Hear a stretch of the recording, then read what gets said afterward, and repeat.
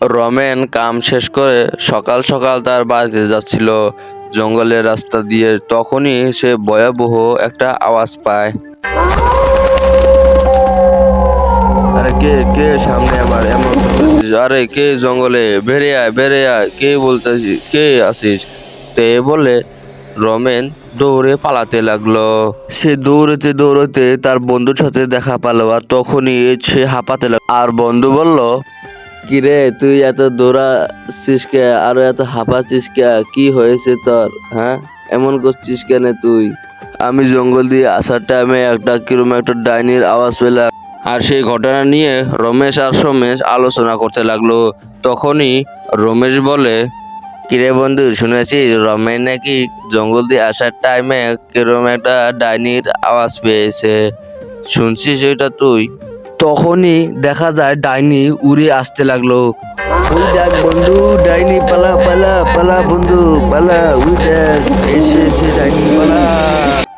রাত হতেই ডাইনি গ্রাম দিয়ে বেড়াতো, আর সামনে যেটাই বেরোতো সেটা খেয়ে ফেলতো। সে একটা পাখি বাচ্চাকে খেতে লাগলো, আর সে খেয়ে বলে, আহা, কত স্বাদ! এইভাবে যদি ডেলি আমি খেতে লাগি গ্রামে এসে, আমাকেও আটকাতে পারবে না। গ্রামের সবাই ডাইনিক নিয়ে বিরক্ত হয়ে গ্রামে একটা মিটিং পাতে, আর সেখানে সবাই বলে, এই ডাইনির উত্তপ্ত তো দিন দিন বেড়ে যাচ্ছে, এখন তোমরাই বলো কি করতে চাও, কি করলে ডাইনির মুক্তি পাবো? আমি শুনেছি পাশের গ্রামে নাকি সাধু বাবা থাকে, ওইখানেই চলেন। এই বলে সবাই যুক্তি মিলে এলো, আর সবাই পাশের জঙ্গলে সাধুর কাছে যেতে লাগলো। সবাই তান্ত্রিকের বগলে পৌঁছে যায়, আর তাদের দেখে তান্ত্রিক বলতে লাগলো, তোদের কি হয়েছে বাচ্চ? তোরা সবাই ছুটে আমার বগলে এসেছিস, বল তোদের কি হয়েছে? তখনই সেট বলতে থাকলো, বাবা আমাদেরকে বাঁচান, বাবা আমাদের কি হয়েছে তোদের, ওটা বল, তোদের সব দুঃখ কষ্ট চলে যাবে। আমাদের গ্রামে একটা ডাইনি এসেছে বাবা, সেই ডাইনির উত্তপ্ত দিন দিন বেড়ে যাচ্ছে, আপনি কিছু করেন, নইলে আমরা কেউ বাঁচবো না। তখনই সাধু বাবা উঠে ওইদিকে ঘুরে বসে, আর তার মন্ত্র পড়তে থাকে।